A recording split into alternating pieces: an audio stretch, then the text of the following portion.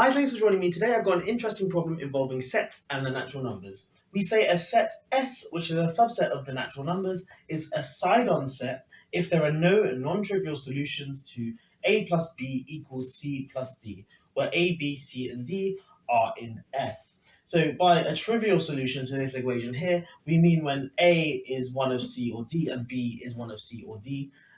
So for example, if S was just a set, I don't know, 1, 2, 7, then this is a Sidon set because there's no numbers a, b, c, and d that we can get such that this equation holds and that the solution is non-trivial. The only way we can make this equation hold with a, b, c, and d from this set here is if a and b are equal to c and d. So in other words, we say a trivial solution is any one where we have this property here. So this guy here would be a Sidon set because there's no way of finding any non-trivial solutions to this guy here. But if, for example, I had S equals 1, 2, 3, 4, then because 1 plus 4 equals 2 plus 3, this is a non-trivial solution to this equation here. So this guy here is not a Sidon set.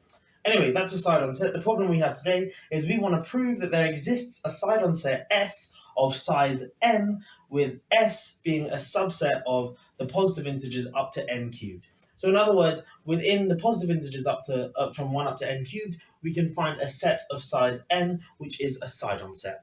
Anyway, if you want to have a go at this problem, pause the video now and give it a go for yourself, and I'm going to jump straight into a solution.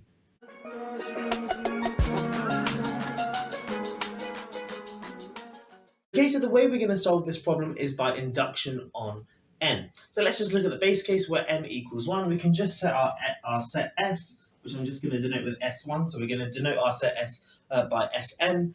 So S1 we can just let be equal to the set with just 1 in it. Well, this is very trivially a Sidon set. In fact, any set of size less than or equal to 2 is going to be a Sidon set. I'll let you check that for yourself, but it essentially just follows from the fact that there's no way you can force a non-trivial solution to a plus b equals c plus d. Anyway, we have S1 is a set with just 1 in, and clearly it's a subset of 1 all the way up to 1 cubed, and this is a bit silly to write because this is, of course, just 1. So we've done it for the case n equals 1. Now what we're going to do is assume we have it for the case for some mth case, and then show that we can do it for m plus 1. So suppose we have Sm being equal to b1 up to bm plus 1, say, or bm, sorry.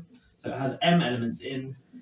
It's the Sidon set, and we have that Sm is a subset of 1 up to m cubed. And without loss of generality, we'll have that b1 is less than b2 is less than so on all the way up to bm. Now, but from this, we want to construct an Sm plus 1. And the kind of straightforward way to do that is to just have Sm plus 1 be equal to Sm union some element, which I'm going to denote with star.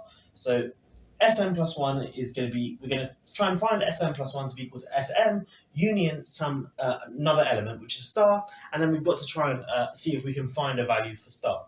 So for this guy here to be a Sidon set, well, we need to follow the definitions of a Sidon set. So it can have no non-trivial solutions to a plus b equals c plus d. Well, if we take a, b, c, and d from Sm plus 1, if all of them are in Sm, i.e. none of them are star, if all of them are in Sm, then of course there are not going to be any non-trivial solutions to it, because then that would, if there was a non-trivial solution, then that would mean there's a non-trivial solution in the Sm case. That's impossible because Sm is a Sidon set. So that means if this guy here does have a non-trivial solution, it's going to involve star. So it's either going to be something like a plus star equals b plus c, b plus c plus d, shall we say, just to keep notation consistent, or we're going to have star plus star equals c plus d. Okay, and any other kind of non-trivial solution is just going to be of this swarm, and I'll let you check that for yourself. Essentially, we can either have any non-trivial solution to this guy here can either involve 0 star, 1 star, or 2 stars. Because if we try to include 3 stars, say star equals star plus d, well then that would mean d must be equal to star, and then that of course is just star plus star equals star plus star, which is a trivial solution. So we have these two cases here, and now what we're going to do is look at forbidden values for star. So what stars can we not have i.e. to avoid a non-trivial solution. Well, one kind of family of values of star which are not allowed, so I'll write forbidden values here, is any number of the form bi plus bj minus bk.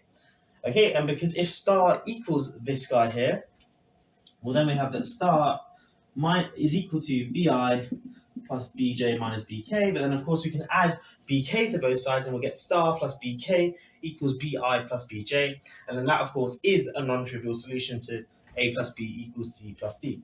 So any value star of this form here, or any number of this form here, is an invalid value for star. It's a forbidden value for star. So how many such numbers are there?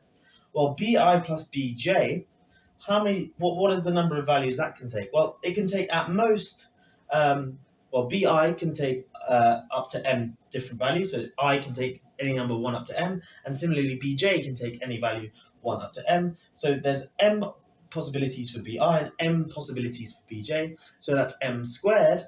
However, we've just got to be a bit careful, because if bi plus bj is the same as bj plus bi, so in fact we're going to kind of double count. So in fact this guy here is equal to m choose 2, so the number of ways of choosing bi plus bj, provided I and j are distinct, is just going to be m choose 2, and then of course we've got this k here, and then again we've got m different choices for that. So the number of numbers of this form here is simply going to be m choose 2 times m. That's going to be the case where I and j are distinct, and where when I and j are the same, we get bi plus bi minus bk. So there's m choices for the bi, and then still m choices for the bk. So we've got to add on m squared, like so. And now we can simplify this. M choose 2 is just m times m minus 1 over 2. So that's, just write that out, m minus 1 over 2, and then if we bring this m in, we're going to get m's cubed minus m squared all over 2, and now we're adding on this m squared, so this is just going to be m cubed plus m squared over 2, like so. So the number of forbidden values of star of this form is going to be this number here, or at most, I guess, this number here. There could be some repetitions. Now that deals with this case, so when there's one star involved. Now, when there's 2 stars involved, what are the forbidden values for star? Well, it's simply any number of the form half bi plus bj. Because, of course, if star equals any of these guys here, that means 2 star, namely star plus star, is going to be equal to bi plus bj. So how many numbers are there of this form? Well, again, if bi and bj, if I and j are distinct, then bi plus bj is the same as bj plus bi. So there's going to be m choose 2 values there. Okay, but then of course we could have that I and j are the same, in which case there are m possibilities there. So m choose 2 plus m, and that's an upper bound again because there could be some repetitions. Well, let's simplify this. M choose 2 is m times m minus 1 over 2.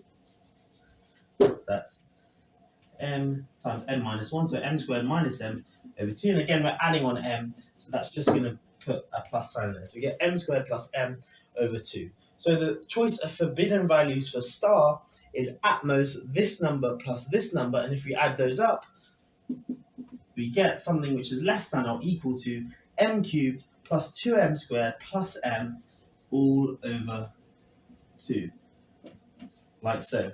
So the number of forbidden values of star is simply this guy here, m cubed plus 2m squared plus m over 2. So at most that number there. But remember, star is essentially we can choose star to be any element from 1 all the way up to m plus 1 all cubed, and it's hopefully not too difficult to see that this guy here is strictly less than m plus 1 cubed. So certainly we can always choose a star from the set 1, 2, 3 all the way up to m plus 1 cubed, which is none of these forbidden values here. And then of course Sm plus 1, this guy here, will be a Sidon set, and therefore it will have no non-trivial solutions to a plus b equals c plus d, and it also would have size m plus 1 very clearly. So that solves our problem. Anyway, I hope that has all made sense. I hope you managed to follow, and I hope you have enjoyed this problem. Thank you for watching. I'll catch you in the next one. Have a great day.